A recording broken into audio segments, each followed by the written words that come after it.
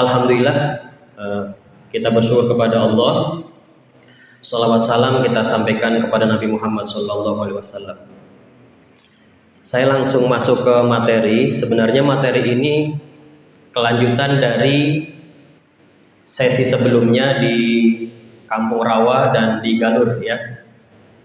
Jadi yang pernah hadir di istiqomah sebelumnya, materi ini merupakan materi lanjutannya. Temanya tentang tantangan dakwah di era digital. Nah, seperti yang kita tahu bahwa berdakwah di era digital itu sekarang kan memang serba digital ya Bu ya. Ibu-ibu di rumah semuanya punya handphone ya? Punya handphone semua, bapak-bapak juga sama ya. Baik, kita akan mulai dari sini. Satu firman Allah di dalam surah An-Nahl, A'udzubillahi minasyaitonirrajim. Ud'u ila sabili rabbika bil hikmati wal mau'izatil hasanah wajadilhum billati ahsan inna rabbaka huwa a'lamu biman dhalla an sabili wa huwa a'lamu bil muhtadin. Jadi berdakwah itu dengan mengajak ke jalan Allah itu bil hikmah wal mau'izatil hasanah. Ini NU banget gitu. Makanya dakwah NU itu perlu kita sampaikan kepada masyarakat. Nah, kalau kita menyampaikannya secara tradisional ya atau konvensional, ceramah dari masjid ke masjid, dari musola ke musola, majelis taklim ke majelis taklim, ini dapatnya sedikit Bapak Ibu sekalian. Sementara semua orang sekarang akrab setiap hari memegang handphone ya, mereka mencari informasi di situ. Kemudian ada satu hadis Nabi, An Abi Mas'ud radhiyallahu anhu qala Rasulullah sallallahu alaihi wasallam, man dalla ala khairin falahu mislu ajri fa'ili. Siapa yang menunjukkan satu kebaikan, maka dia akan memperoleh kebaikan yang sama dari orang yang melakukan kebaikan tersebut. Bayangkan kalau Bapak Ibu share video ya tentang ajakan kebaikan dilakukan oleh sekian ribu orang. Nah, ini tentu saja menjadi amal jariah yang terus mengalir. Sebaliknya, kalau kita share video provokatif, adu domba, ya fitnah, nah itu menjadi dosa jariah. Jariah kok dosa. Nah, makanya perlu ada kesadaran digital ya, Bapak Ibu sekalian. Oke, lalu siapa sih yang bisa kita ajak kepada kebaikan? Coba lihat. Kelihatan nggak Bapak Ibu? Kelihatan ya, oke. Ini sensus tahun 2020. Kenapa pakai datanya lama tahun 2020? Karena sensus itu dilakukan setiap berapa tahun Bapak Ibu? Berapa tahun? 10 tahun. 10 tahun sekali ya, betul ya? Nah, 10 tahun sekali. Tahun 2020, sensus terakhir, sensus ke-7 ya. Ini jumlah penduduk Indonesia 270 juta. Kalau sekarang 2024 kurang lebih 281 juta sekian. Nah, kita lihat di sebelah sini Bapak Ibu. Ini yang 3 garis ini adalah kelahiran tahun 1980 sampai dengan 1945. Usia 75-an ya, usia 56, usia 55 ke atas, itu di sebelah sini. Itu disebut dengan nama imigran digital. Imigran digital atau transmigran digital lah. Transmigran digital. Ciri khasnya bagaimana Bapak Ibu? Ciri khasnya, karakteristiknya, setiap dapat informasi apapun di handphone di-share. Tidak konfirmasi dulu, ini bener apa enggak, hoax apa enggak gitu ya. Peristiwanya kapan, gitu kan? Gen Z, Gen Alpha. Itu disebut dengan generasi digital native ya. Ciri khasnya bagaimana? Ciri-cirinya Bapak Ibu. kalau ketemu orang tua nggak nyapa tapi main HP sambil jalan. Ya, papasan nih sama gurunya. Dia ngeliatinnya HP Bapak Ibu. Ya. Tidak ngeliatinnya gurunya, ya. Ditanya sama ayah ibunya, jawabnya sambil main HP. Itu ciri-ciri anak digital native. Jadi apapun yang dilakukan itu semuanya dengan digital, dengan HP, ya. Setiap harinya dia bermain HP. Ibu di rumah punya cucu yang belum, yang sudah ada cucu ya, umur 3-4 tahun, bisa nggak lepas dari handphone? Nggak bisa. Kenapa nggak bisa lepas? Karena dilatih dari sejak di kandungan. Sejak dia dalam kandungan, ibunya rajin bikin status tiktokan, ya. Begitu lahir sudah pintar tiktokan. Dan ini benar Bapak Ibu, coba perhatikan anak-anak kita. Umur 3-4 tahun itu tidak bisa lepas dari handphone. Itulah gen alpha, namanya gen alpha. Nah, kita lanjut. Maka sekian banyak orang akan kita ajak kebaikan. Ini potensi berarti ya.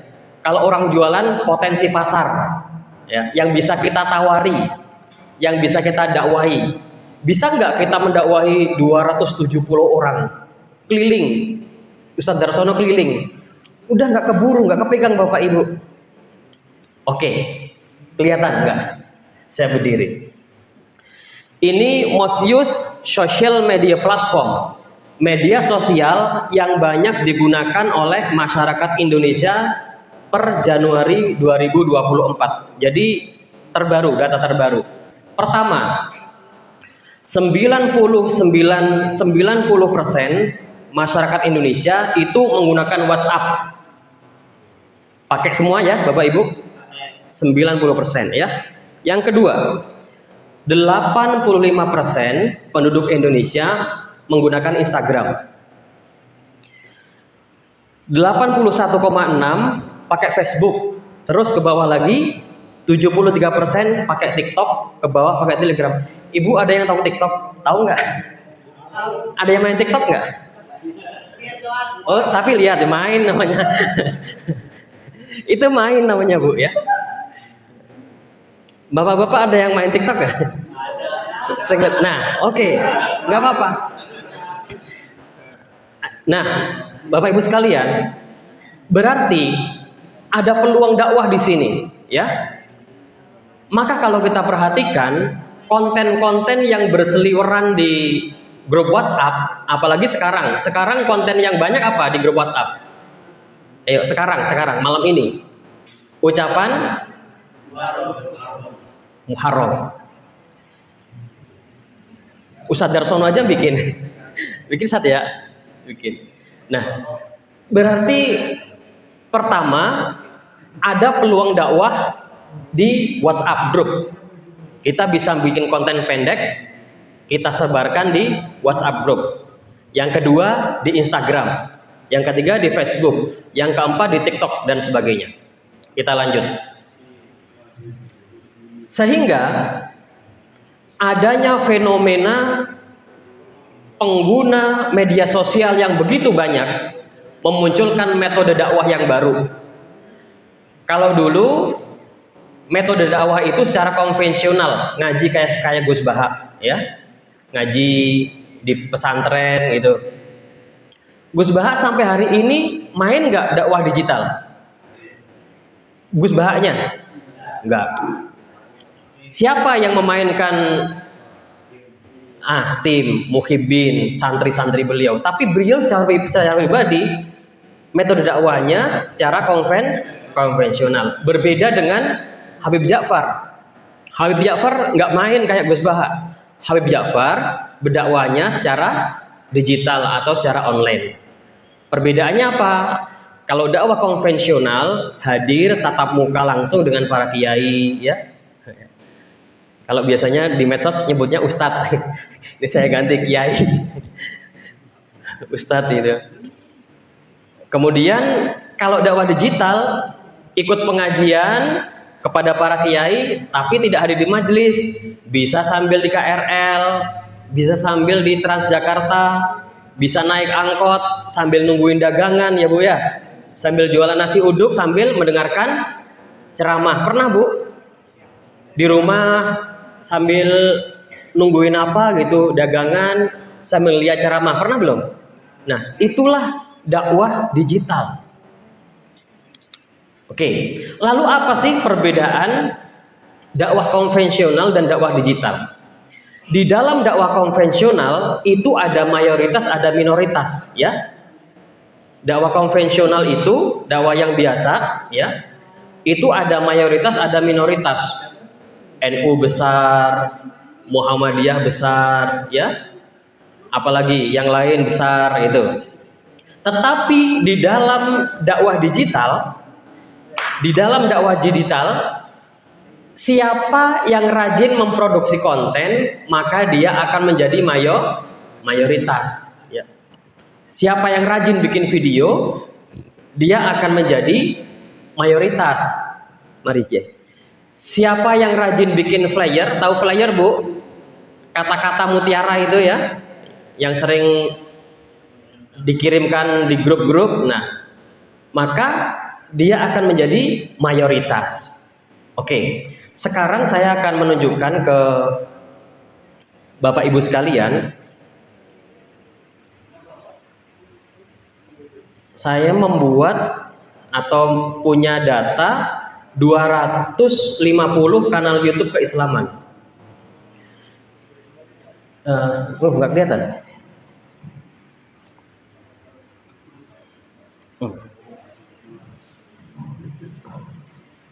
Oke. Sedang proses. Oke. Nggak begitu kelihatan ya. Ini ada datanya valid. Saya update langsung satu persatu. Ada 250 YouTube keislaman, tetapi kita pilih yang 100 top 100 kanal YouTube keislaman. Pertama, Islam populer ya, itu 10 juta subscriber. Aiswa Nahla. Ibu-ibu pernah mendengarkan sholawatnya Aiswa Nahla? Ya mungkin sudah pernah mendengarkan, cuman nggak paham kalau itu Aiswa ya. Kemudian Nusa, ya. Kang Ujang Bustomi, Sabian. Nah, Sabian ini malah turun dari Januari 2023. Saya update bulan Juli 2024, dia malah turun ya. Hanya Sabian yang turun. Ya, kemudian Al-Bajah. Terus sekarang kita akan cari posisi medianya NU di nomor berapa? Ya, saya cari. Di 16 belum, 20 belum, 30 belum, 40 belum, 50 belum, 60 belum, 74 belum. Adanya di 79 Pak. NU Channel per hari ini itu 1,7 juta subscriber. Ya. NU Online posisinya di 88. Di 88. Masih jauh sekali. Jauh sekali. Nah, lalu bagaimana kita bisa andil ya, bisa andil. Kan setiap ada momentum seperti ini, itu NU Online dan sebagainya, GMNU itu memproduksi konten tentang, kalau sekarang ya tentang amaliyah bulan Muharram. Nah, Bapak Ibu bisa ikut mensyiarkan link tersebut. Caranya di copy saja itu linknya, link YouTube-nya, lalu diletakkan di grup ya, di grup majelis taklimnya atau grup DKM masjid atau di status ya. Kalau ibu-ibu biasanya di status ya. Nah, terus ke bawah ini sampai 250 saya pikir, 250.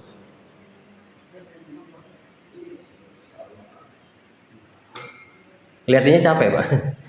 Sampai 250 terakhir itu ada Sekolah Akhirat, ada Aswaja TV.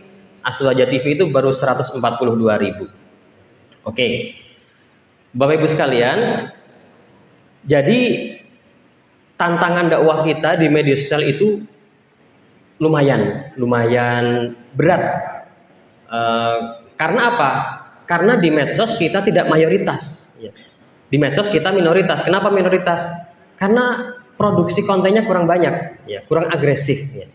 Oke, sekarang saya akan coba memproduksi satu konten. Ya, ini karena semula saya komunikasikan dan diharapkan ada anak-anak muda gitu, jadi kita bisa mengajak mereka praktik ya.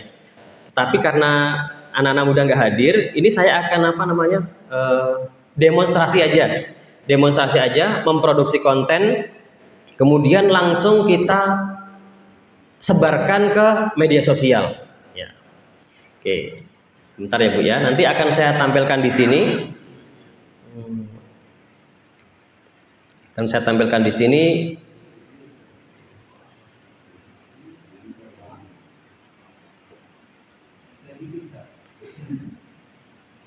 Ibu-ibu ada yang mau ikut praktik? Nggak apa-apa, boleh.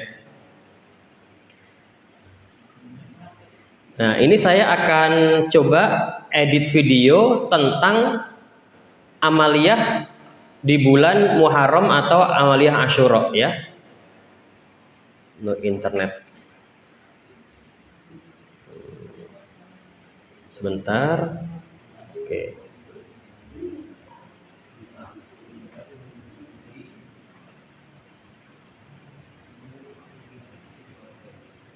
Nggak bisa nyambung. Oh iya bisa. Oke. Nah, kita akan sambungkan dulu HP-nya ke situ ya, ke layar.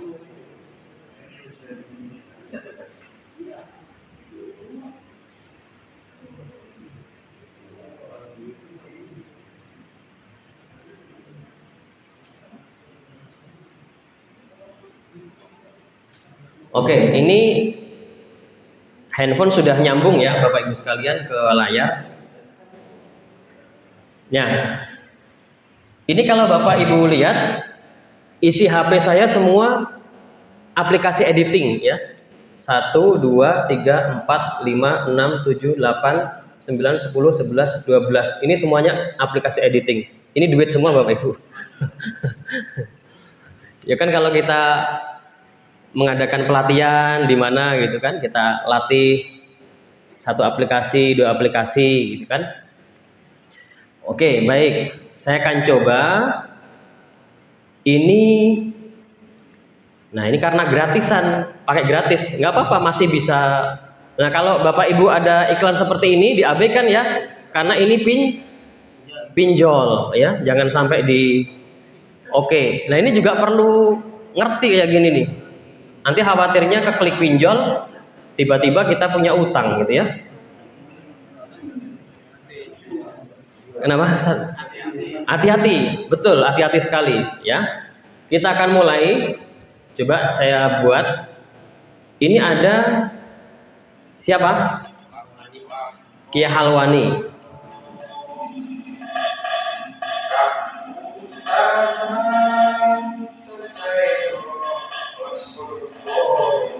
Nah, ini tentang amaliyah bulan Muharram. Nah, kalau bahasanya bahasa Jawa seperti ini, nanti bisa kita tambahkan terjemah bahasa Indonesianya. Oke, kita edit ya Bapak Ibu. Kita edit. Kemarin saya menyampaikan di Kampung Rawa tentang etika mengambil videonya orang. Ya, ini kan saya ngambil. Etikanya bagaimana? Cantumkan sumbernya. Oke, sebentar. Kita bagian bawah, kita kasih tempat untuk menyantumkan sumber. Nah, di sini kita cantumkan sumbernya. Sumbernya dari YouTube, bisa disingkat aja YTB Kiai Haji KH. Ini Kiai Halwani ini YouTube-nya sudah 16.000 subscribernya. Ahmad Halwani. Nah, sumbernya Halwani. Ini kalau anak-anak muda langsung suruh praktek sebenarnya ini. Oke. Nah, oke. Dikasih tulisan sumber. Sumber, enter. Oke, dah cukup. Sumber Kiai Haji Ahmad Halwani Nawawi. Karena ini sudah ada musik hadrohnya, tidak usah kita kasih back sound, nggak usah. Nah, walaupun gratis, ini bisa kita hilang CapCut-nya ya, kita hilangkan, kita delete saja. Dah, sekarang langsung kita ekspor. Kita ekspor. Tunggu Bapak Ibu, beberapa menit aja. Oh, kok hilang?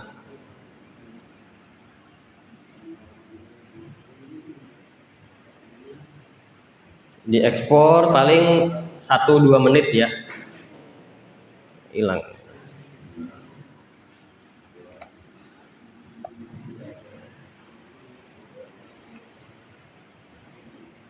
Oke. Kecil sekali tampilannya ya. Oke, bentar ya Bu, nggak lama Bu, nggak lama ya. Oke, ini sampai kita kirimkan ke, nanti saya kirim ke grup juga mungkin ya, ke grup apa? Boleh nanti bisa dikirim. Tapi ini belum ada teksnya belum ada karena ngejar waktu ya. Oke, udah selesai. Langsung Bapak Ibu kita bagikan ke TikTok ya. Bisa kita bagi ke TikTok, bisa kita bagi ke grup, bisa kita bagi Instagram, bisa kita bagi Facebook ya. Bayangkan langsung berapa yang bisa kita dakwai ya. Saya coba bagi ke TikTok langsung ya. TikTok. Oke.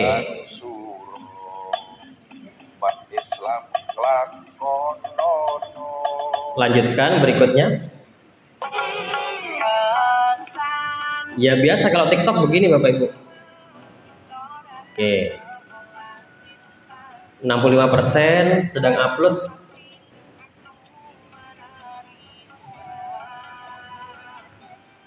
Hanya beberapa menit aja. 99. Selesai. Sudah terupload ke CapCut ya. Nah, sekarang saya kirimkan ke grup NU. Yang mana Kiai? MWC ya. Oke, MWC.